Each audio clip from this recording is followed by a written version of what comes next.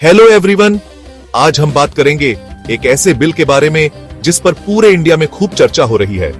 वक्फ amendment bill 2050। तो ये है क्या और इस पर इतना बवाल क्यों है? चलो समझते हैं। सबसे पहले थोड़ा इतिहास। 1995 के वक्फ एक्ट के तहत इंडिया में वक्फ प्रॉपर्टीज जो इस्लामिक लॉ के हिसाब से धार्मिक या चैरिटी के लिए होती है, उनको मैनेज किया जाता है। इसमें मस्जिद, दरगाह, कब्रिस्तान और स्कूल वगैरह सब आते हैं। लेकिन अब सरकार इसमें कुछ बदलाव ला रही है। यह बिल लोकसभा में 8 अगस्त 2024 को इंट्रोड्यूस हुआ था और जॉइंट पार्लियामेंट्री कमेटी की रिपोर्ट के बाद कैबिनेट ने इसे फरवरी 2025 में अप्रूव कर दिया। इंडिया में लगभग 817,000 रजिस्टर्ड वक्फ प्रॉपर्टीज हैं, जो 600,000 एकड़ से भी ज्यादा जमीन पर फैली है। यह देश में तीसरा सबसे बड़ा लैंड ओनरशिप है, सरकार और रेलवे के बाद।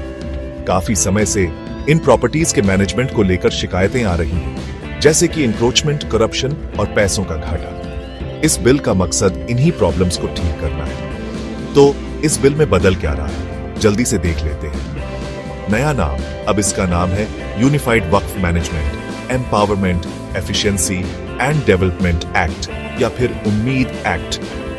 वक्फ कौन डिक्लेयर कर सकता है? सिर्फ वही लोग जो कम से कम 5 साल से मुस्लिम हैं और प्रॉपर्टी के मालिक हैं, वही वक्फ डिक्लेयर कर सकते हैं।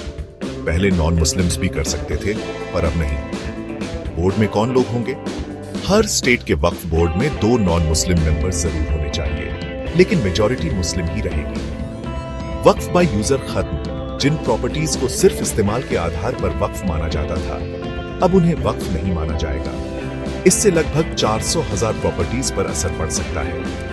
सरकार की नजर अब डिस्ट्रिक्ट कलेक्टर या सीनियर ऑफिसर्स वक्फ और सरकारी प्रॉपर्टी से जुड़े झगड़ों को सुलझाएंगे। ट्रांसपेरेंसी, सारी वक्फ प्रॉपर्टीज ऑनलाइन रजिस्टर करनी होंगी और सीएजी उनका ऑडिट कर सकता है।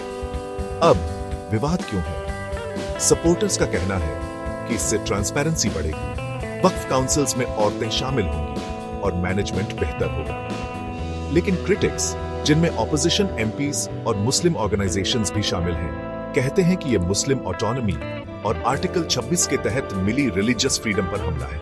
उन्हें डर है कि वक्फ बाय यूजर खत्म होने से प्रॉपर्टीज का नुकसान हो सकता है और सरकार का इतना कंट्रोल ठीक नहीं है। तो अब हालात क्या है?